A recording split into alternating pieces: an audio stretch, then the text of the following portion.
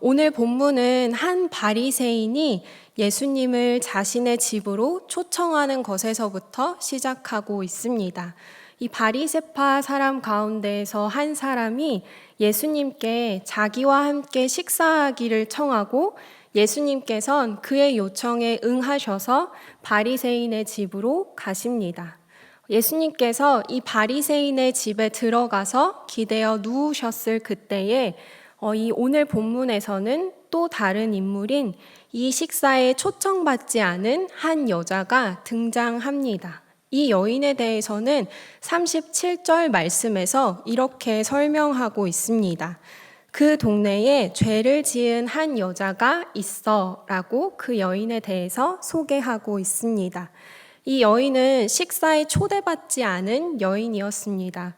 이 여인이 바리새인의 집을 찾아온 이유가 무엇인지, 또 이 여인의 이름은 무엇이었는지, 그리고 그녀가 무슨 일을 하고 있는지, 또 어떤 죄를 지었길래 이 동네에 죄를 지은 한 여자라고 소문이 나 있었는지 여러 궁금증들이 생겨나게 됩니다. 그러나 오늘 본문은 그녀의 어떤 정보에 대해서도 오늘 저희에게 말하고 있지 않습니다. 중요한 것은 그녀가 이미 죄인이라고 이 동네에서 낙인이 찍혀버린 사람이었다는 것입니다. 이 동네에서 죄인이라고 소문난 이 한 여인이 예수님께서 바리새인의 집에서 식사하신다는 그 소리를 듣고 향유가 담긴 옥합을 가지고 이제 초대받지 않은 이 식사 자리에 참여하게 됩니다.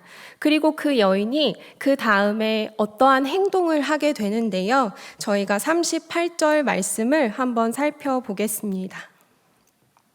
38절 말씀을 살펴보게 되면 예수의 뒤로 그 발 곁에 서서 울며 눈물로 그 발을 적시고 자기 머리털로 닦고 그 발에 입 맞추고 향유를 부으니 라고 기록되어 있습니다.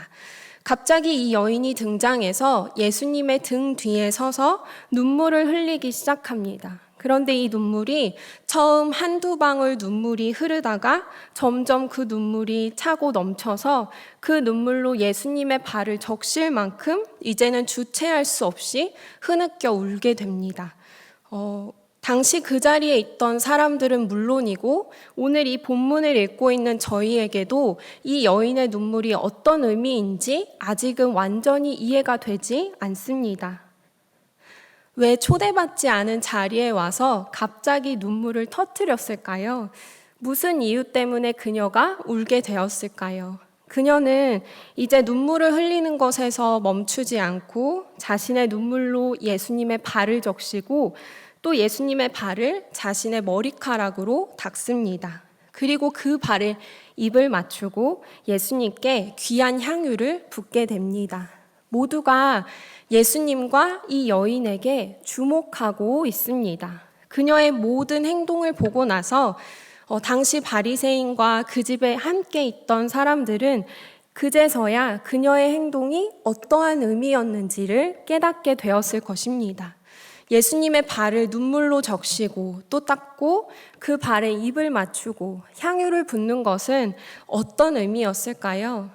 이것이 어떤 의미를 지니고 있었는지 저희가 조금 더 쉽게 이해하기 위해서 잠시 유대의 환영 관습에 대해서 살펴보고자 합니다. 고대 팔레스타인 지역은 지금 저희가 걷는 것처럼 잘 포장된 아스팔트 길이 아니었습니다. 대부분이 사막 지역이었고 특히나 먼지가 잘 날리는 환경이었습니다. 저희가 지금 신는 신발처럼 앞뒤가 막힌 운동화를 신는 것도 아니었습니다. 나무 바닥이나 가죽 바닥으로 된 바닥 하나에 끈으로 된 신발을 신고 다녔습니다. 저희가 여름에 신는 샌들처럼 그런 신발을 신고 다녔기 때문에 밖에 외출하고 돌아오면 발이 더러워지는 것은 당연했습니다. 그래서 그들의 집에는 늘 밖에 외출하고 돌아오면 손과 발을 씻을 물이 준비되어 있었습니다. 손님을 초대할 때도 마찬가지였습니다. 그들이 손님을 초대할 때 손님의 손과 발을 씻을 수 있도록 물을 준비해서 내어주곤 했습니다. 더군다나 귀한 손님이 자신의 집에 찾아왔을 경우에는 발을 씻겨주기까지 했다고 합니다. 그들에게 발 씻을 물을 내어주지 않는 것은 굉장히 예의에 어긋난 행동이었습니다. 유대의 환영 관습에 관해서 창세기에서도 살펴볼 수 있습니다. 창세기 18장에서 아브라함이 세 사람을 맞이할 때 일입니다.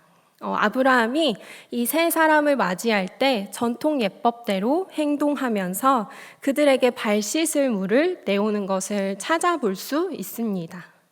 이처럼 손과 발을 씻을 물을 준비하고 손님에게 환영의 입맞춤을 나누고 또 마지막으로 손과 발에 올리브유를 바를 수 있도록 준비하는 이 과정은 유대 사회에서 손님을 자신의 집으로 맞이하고 또 환대한다는 그들의 전통적인 환영 방식이었습니다.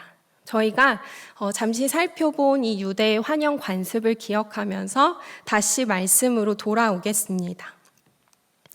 이 오늘 본문은 한 바리새인이 예수님을 자신의 집으로 식사에 초대하는 것에서부터 시작했었습니다.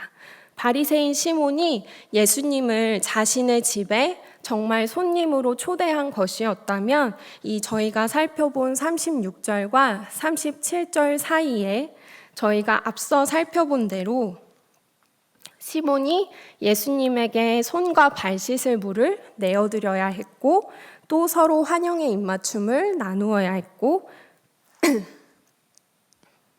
손과 발에 바를 수 있도록 올리브유를 준비하는 유대의 전통적인 환영 관습이 있었어야 했습니다. 그러나 이 바리새인 시몬의 집에서는 어떠한 환영 관습도 있지 않았습니다. 바리새인 시몬의 집에서는 예수님을 손님으로 환대하고 환영하겠다는 이 의미가 담긴 모든 과정이 의도적으로 생략되어 있는 것을 볼 수 있습니다. 또한 이 바리새인 시몬뿐만 아니라 그 집에 모인 모든 다른 사람들도 예수님을 환영하고 맞이하겠다는 어떠한 과정도 하지 않습니다. 그저 이 장면을 흥미롭게 지켜볼 뿐입니다. 바리새인 시몬은 애초부터 예수님을 자신의 집에 극진한 손님으로 대접하려고 초대한 마음이 없었을지도 모릅니다. 이 사람이 진짜 선지자가 맞는가 테스트해보고자 하는 마음만 가득했을지도 모릅니다. 예수님께서는 시몬이 자신을 식사에 초대했을 때부터 그의 마음과 그의 의도를 잘 알고 계셨을 것입니다. 그럼에도 그의 불순한 의도가 담긴 이 초대에 예수님은 응하십니다. 그리고 아무도 예수님을 환영하고 인정하지 않는 그곳에 그 중심에 나아가 앉으십니다. 예수님께서는 그 자리에 모인 사람들을 향해서 왜 아무도 나에게 환영의 인사를 건네지 않는 것이냐라고 책망하고 꾸짖지 않으셨습니다. 그저 그들의 불순한 마음의 의도를 아시고 그들을 잠잠히 바라볼 뿐이셨습니다. 여기서 질문이 하나 생겨났습니다. 예수님께서 바리새인 시몬의 집에 바리새인의 시몬의 이러한 의도를 알고 계셨음에도 왜 그의 집에 찾아가셨을까? 예수님께서는 세리와 죄인들 뿐만 아니라 바리새인 시몬에게도 자신을 메시아라고 인정하지 않고 거부하려고 하는 이들에게도 관심이 있으셨기 때문입니다. 메시아를 눈앞에 두고도 또 집 안에 함께 있음에도 불구하고 알아보지 못하는 이들, 나 또한 세리와 같은 죄인이라는 것을 인정하지 못하는 이들, 또 율법의 틀 안에 갇혀서 정죄하기 바쁜 이들에게도 진정한 자유가 필요하다는 것을 예수님께서 알고 계셨습니다. 예수님께서는 여전히 메시아를 눈앞에 두고도 깨닫지 못하는 그들에게조차 깊은 관심이 있으셨습니다. 아무도 예수님을 환영하지 않고 또 아무도 인정하지 않는 그곳에서 저희가 앞서 살펴본 또 다른 인물, 죄를 지은 한 여인이 있었습니다. 이 여인은 이 집에 모인 어떤 사람들도 예수님에게 이런 환영의 인사를 나누지 않는다는 것을 보고 마음 아파하면서 자신이 직접 예수님께 나아가서 이 인사를 해야겠다고 결심합니다. 38절 말씀에서 그 여인은 발 씻을 물 대신에 자신의 눈물로 예수님의 발을 적시고 발을 닦을 수건 대신에 자신의 머리카락으로 예수님의 발을 닦고 그 발에 입을 맞추고 올리브유 대신에 귀한 향유를 붓습니다. 당시 상황을 생각해 본다면 이 여인이 머리카락을 드러내고 입을 맞춘다는 행위는 자신의 수치를 드러내는 것과 같았습니다. 또한 자신은 물론이고 이 행동이 예수님까지도 곤란하게 할 수도 있는 부적절한 행동이었습니다. 그러나 예수님께서는 그 여인의 과감한 행동을 모두 인정하십니다. 그의 마음의 의도를 잘 알고 계셨기 때문입니다. 그렇다면 이 여인이 자신의 수치를 무릅쓰고 예수님께 자신이 직접 이런 환영 의뢰를 하고자 했던 그녀의 마음의 동기는 무엇이었을까요? 많은 주석가들은 이 여인에 관해서 그녀가 이미 먼저 예수님의 복음을 들었고 회개한 후에 이제는 감사의 마음을 전하기 위해서 이 바리새인 시몬의 집에 찾아왔다고 이야기합니다. 당시 예수님은 죄인들을 영접하고 또 죄인들과 함께 식사를 하는 분이라고 알려져 있었습니다. 누가복음 5장에서도 서기관과 바리새인들이 어찌하여 세리와 죄인들과 함께 먹고 마시는지에 대해서 따졌을 때 예수님께서는 건강한 자에게는 의사가 쓸데없고 병든 자에게라야 쓸데있나니 나는 의인을 부르러 온 것이 아니요 죄인을 불러 회개시키러 왔노라고 말씀하십니다. 이 여인은 죄인들을 영접하시고 또 죄인들을 불러 회개시키러 왔다는 예수님이 선포한 복음의 메시지를 듣고 자신의 겉모습 또 자신이 어떤 일을 했었는지와 전혀 상관없이 자신에게 주어진 이 구원의 자유를 경험했고 또 그로 인해서 구원의 감사와 감격으로 예수님 앞에 나아왔다는 것입니다. 유대 사회에서 여인이 머리카락을 드러내고 또 입을 맞춘다는 행위는 부적절한 수치스러운 행동이었습니다. 그럼에도 그녀는 자신의 수치를 무릅쓰고서 자신에게 주어진 이 구원의 감격으로 말미암아서 자신의 수치보다 더 크신 그 메시아 앞에 아낌없이 환영의 인사를 건넸다는 것입니다. 예수님 또한 이런 그녀의 마음과 의도를 잘 아시고 그것을 인정하시고 또 받으셨다는 것입니다. 만일 이 여인이 예수님께서 선포한 그 복음의 메시지를 듣고도 자신의 수치심과 죄책감에만 집중했다면 아마 예수님 앞에 나올 수 없었을지도 모릅니다. 오늘날 저희에게도 계속해서 이 복음의 메시지가 선포되고 들려옵니다. 예수님께서는 계속해서 나는 의인들을 부르러 온 것이 아니다. 죄인들을 불러 회개시키러 왔다고 말씀하십니다. 구원은 우리의 출신, 우리의 직업, 우리의 행위, 우리가 가진 것에 의해서 주어지고 받은 것이 전혀 아닙니다. 이것은 하나님의 무조건적인 선택에 의한 것입니다. 이에 관해서 로마서에서도 우리가 아직 죄인 되었을 때에 그리스도께서 우리를 위하여 죽으심으로 하나님께서 우리에 대한 자기의 사랑을 확증하셨다고 증언합니다. 내가 죄인임을 깨달을 때 가져야 하는 마음은 수치심과 죄책감이 아니라 이런 나를 구원하신 하나님을 향한 감사와 감격입니다. 죄에 대한 심각성을 깨닫고 회개하는 것은 정말 중요합니다. 그러나 그것을 넘어서서 나를 향한 끝없는 자책과 또 나를 향한 끝없는 절망은 오히려 구원하신 하나님을 보지 못하게 하는, 하나님의 구원을 깨닫지 못하게 하는 걸림돌이 되고 맙니다.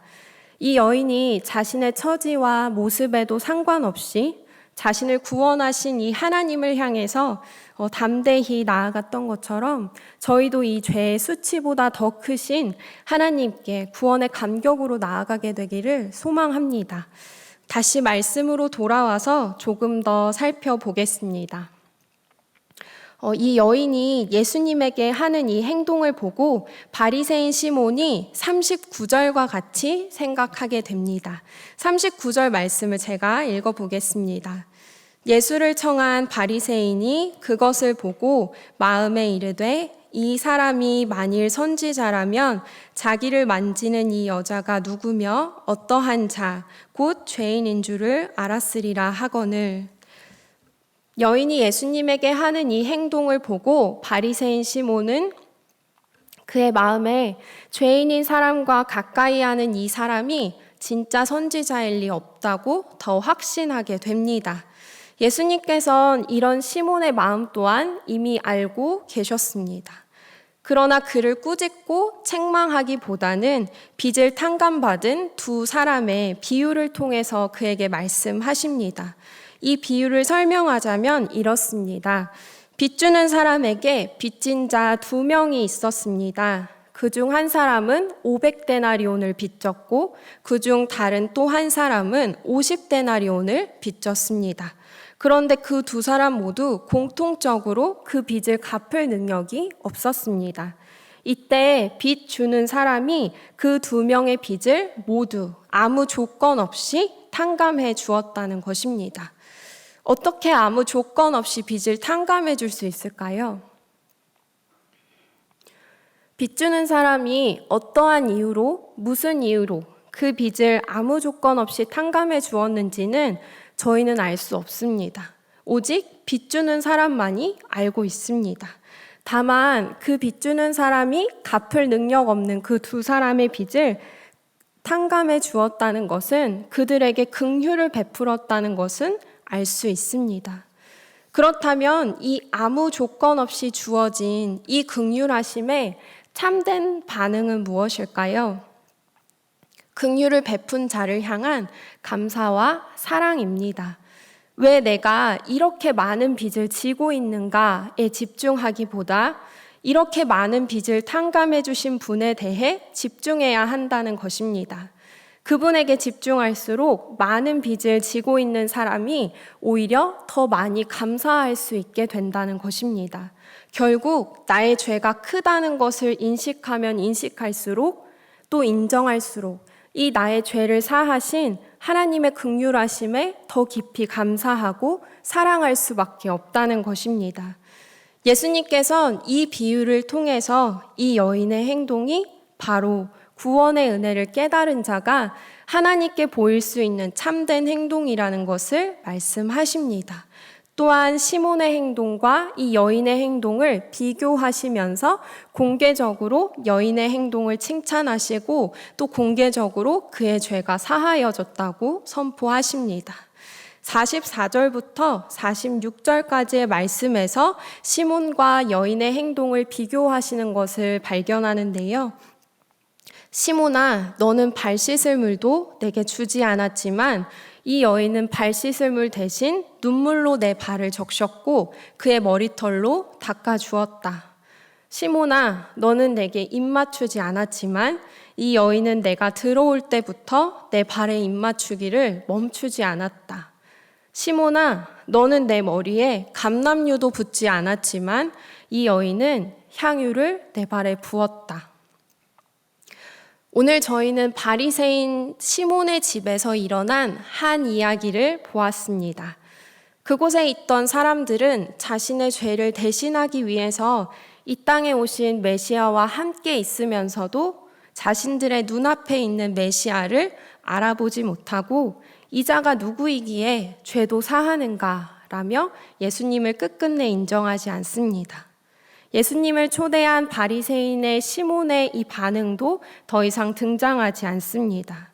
이 집에서 자신의 죄를 사한 메시아가 누구인지 깨달은 유일한 사람은 바로 이름도 적혀 있지 않은 어느 한 여인이었습니다. 아무 조건 없이 많은 빚을 탕감받은 자가 그 빚을 탕감해 준 분을 더 많이 사랑할 수 있게 된다는 예수님의 말씀처럼 자신의 죄보다 더 크신 메시아 앞에 수치를 무릅쓰고 이 구원의 감사와 감격을 담아 향유를 부을 수 있게 된 것입니다. 내가 죄인이라는 것을 인식할 때 나오는 참된 반응은 구원하신 하나님을 향한 더 깊은 감사와 사랑입니다. 오늘도 죄와 수치 아래에서 신음하는 저희에게 예수님께서 말씀하십니다. 내 죄사함을 받았다. 평안히 가라. 하나님께선 구원받은 자녀가 여전히 죄의 수치와 절망에 묶여 있는 것을 원하시지 않습니다. 나 자신에게 집중하기보다 이런 나를 구원하신 하나님을 향해서 시선을 집중할 때 진정으로 이 구원의 감사와 감격이 일어나게 될 것입니다.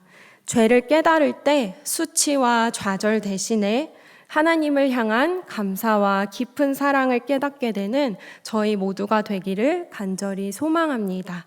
기도하겠습니다.